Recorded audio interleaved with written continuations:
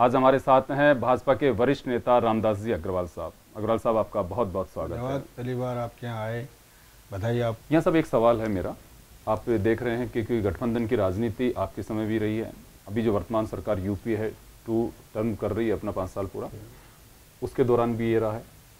तो आप क्या मानते हैं कि जो राजनीतिक दलों के सामने परिस्थितियां जो बनती जा रही हैं कि क्षेत्रीय दलों के अभाव में गठबंधन के बिना वो अपनी सरकार नहीं चला पाते हैं, जब तक कि कोई ऐसा एक चमत्कार, मैं तो यही मानता हूं कि अगर किसी को 300 सीट मिलेंगी तो चमत्कार होगा।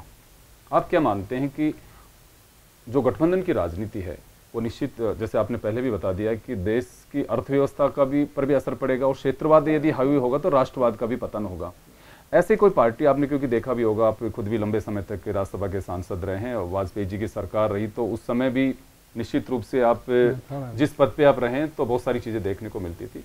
ऐसे कुछ राजनीतिक दल हैं जो बड़े जो दल हैं उनकी विचारधारा से मेल खाते हों, या फिर उन पे पूरी तरह से यकीन किया जा सके कि जब भी कोई संकट का समय होगा तो ये दल हमारे साथ होगा। ऐसे हालात आपको लगते हैं?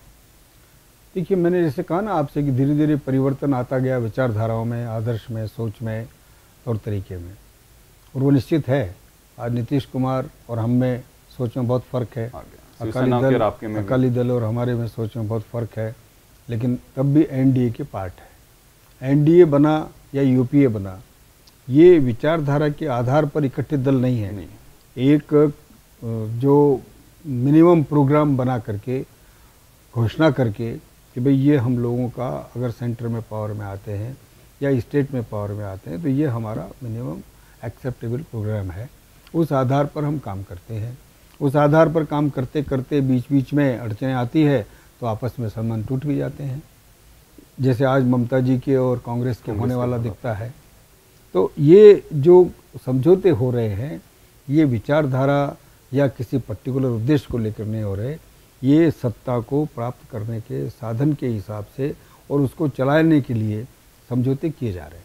अब ये कहा जा सकता है कि विचारधारा गौण होती जा रही है और एक एजेंडा जो है वो ही वर्किंग एजेंडा है, उसी पे सारे समझौते तय हो रहे हैं। वो दूरदर्शी कितना है और तात्कालिक कितना है, इमीडिएट गेन वाला कितना है, ये अलग विषय है। ये सब एक सवाल है मेरा, राजस्थान है, राजस्थान अभी भी अछूता है, क्षेत्रीय जो एक दल है उनसे। राजस्थान है, मध्य प्रदेश है, गुजरात है, छत्तीसगढ़ है।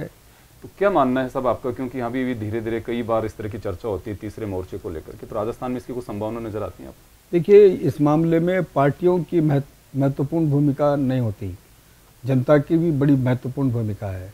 राजस्थान जातिवाद से अछूता ऐसा तो मैं नहीं कह सकता, लेकिन राजस्थान की जनता ने जरूर इस बात को समझ रखा है अपने जहन में कि यहाँ पर 2 दल ठीक हैं, 2 दलीय व्यवस्था उनके हित में है, और इसीलिए इतने वर्षों के लोगों के प्रयास के बाद कि थर्ड फ्रंट बने और वो वहाँ यहाँ पर कोई सौदेबाजी करने की स्थिति में आए, चाहे बीजेपी से या कांग्रेस से, वो स्थिति यहाँ नहीं आ पाई।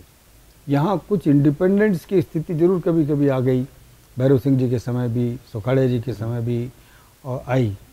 कुछ लोगों को तोड़ मरोड़ करके सरकार सुखाड़े जी ने बनाई, कुछ लोगों को तोड़ मरोड़ करके सरकार बीजेपी ने बनाई, भैरव सिंह जी ने बनाई।